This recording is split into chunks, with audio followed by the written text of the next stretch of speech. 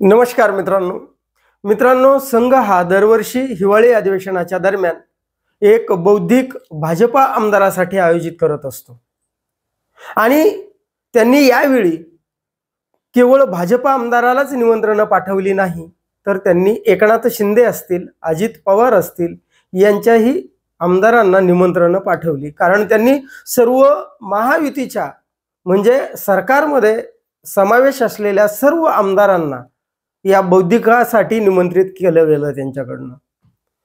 या बौद्धिकाला अजित पवारांनी दांडी हाणली, परंतु एकनाथ शिंदे आणि त्यांचे आमदार या बौद्धिकाला हजर राहिले आणि या बौद्धिकाला हजर राहिल्यानंतर एकनाथ शिंदेंनी तिथं सांगितलं की मी अगदी लहानपणापासूनचा संघ विचाराचा व्यक्ती आहे आणि मग नंतर मी दिघे असतील, आनंद दिघे आणि हिंदू हृदय सम्राट बाळासाहेब ठाकरे यांच्या विचारात मी नंतर आलो आणि मग नंतर शिवसैनिक झालो। म्हणजे त्यांनी एकंदरीतरित्या मी संघवादी विचाराचाच आहे असं या ठिकाणी सांगण्याचा प्रयत्न केला।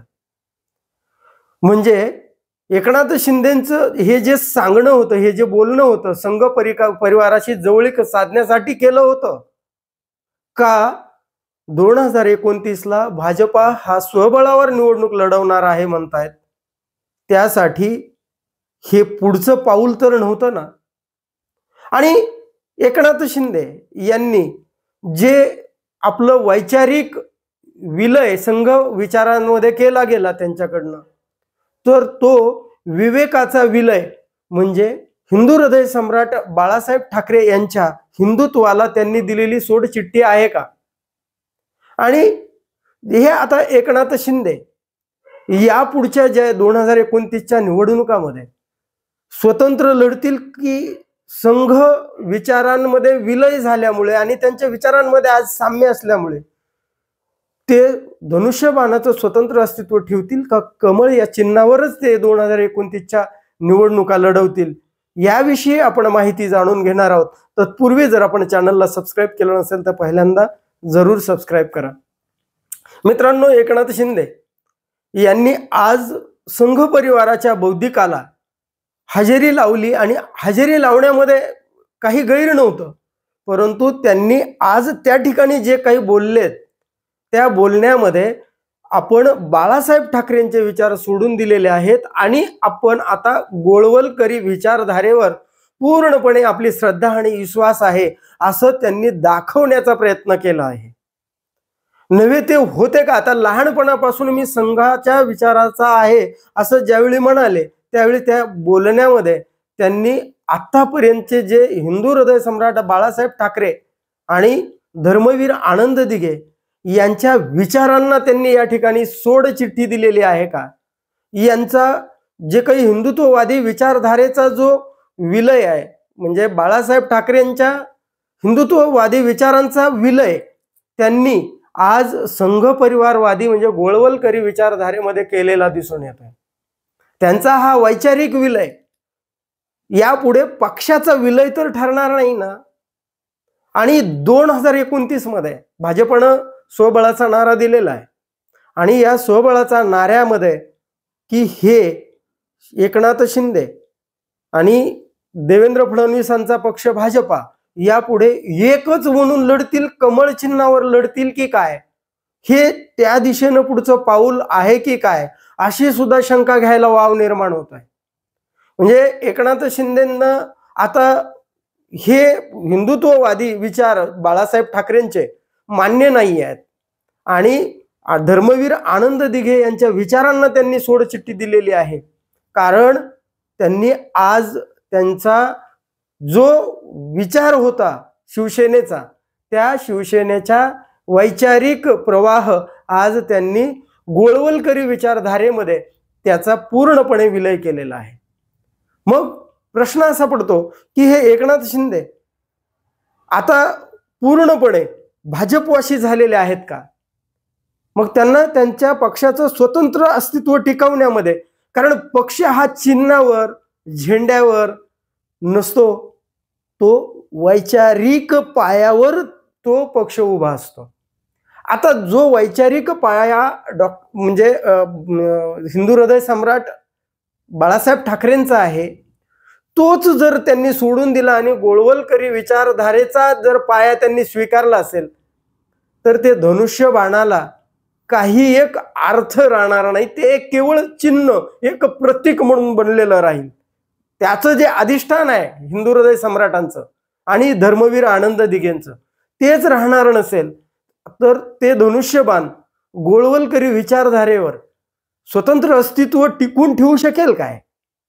आपल्याला काय वाटतं? ठेवू शकतं? नाही ठेवू शकणार. मग स्वतंत्र अस्तित्व का ठेवलं जात आहे? कारण एकनाथ शिंदेचा वैचारिक विलय तर झालाय, परंतु का?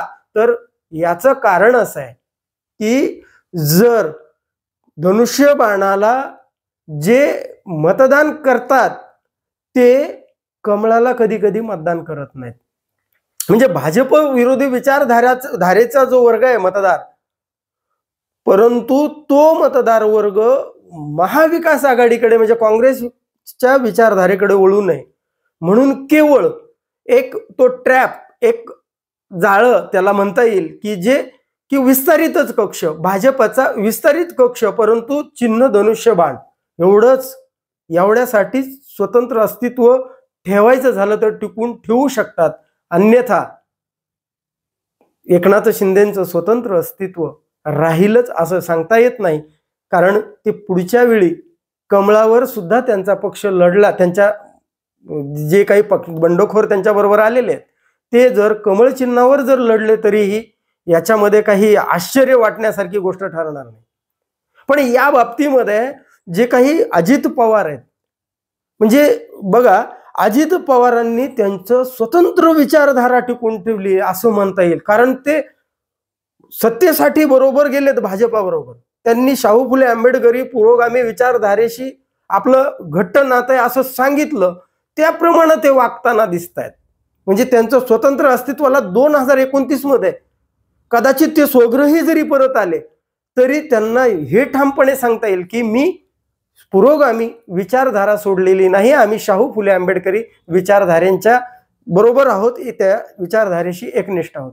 परंतु एकनाथ शिंदेचं तसं नाही होत आहे. एकनाथ शिंदेचं पूर्णपणे जो शिवसेनेचा जो आधार होता, जो विचारधारेचा जो आधार होता, प्रबोधनकार ठाकरे असतील, हिंदू हृदय सम्राट बाळासाहेब ठाकरे असतील, धर्मवीर आनंद दिघे असतील, यांच्या वैचारिक जो पाया होता तोच पाया आज एकनाथ शिंदेंनी पूर्णपणे काढून फेकून दिलेला आहे. म्हणजे एकनाथ शिंदेंना हिंदू हृदय सम्राटांचे विचार, धर्मवीर आनंद दिघे यांचे विचार आता नकोशे वाटायला लागलेले आहेत. त्यांना हे शिवसेनेचं हिंदुत्वापेक्षा त्यांना गोळवलकरी आणि संघ परिवाराचं हिंदुत्व अतिशय जवळचं वाटू लागलेलं आहे.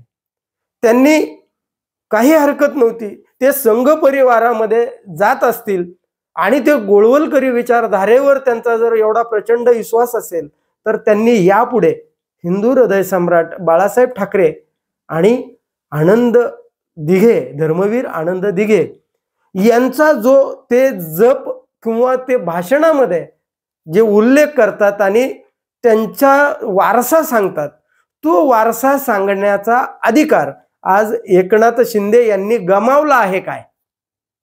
आणि 2029 कडे निवडणुका ज्या स्वबळाचा नारा दिलेला आहे भाजपने, त्याकडे भाजपचं हे पहिलं पाऊल आहे काय?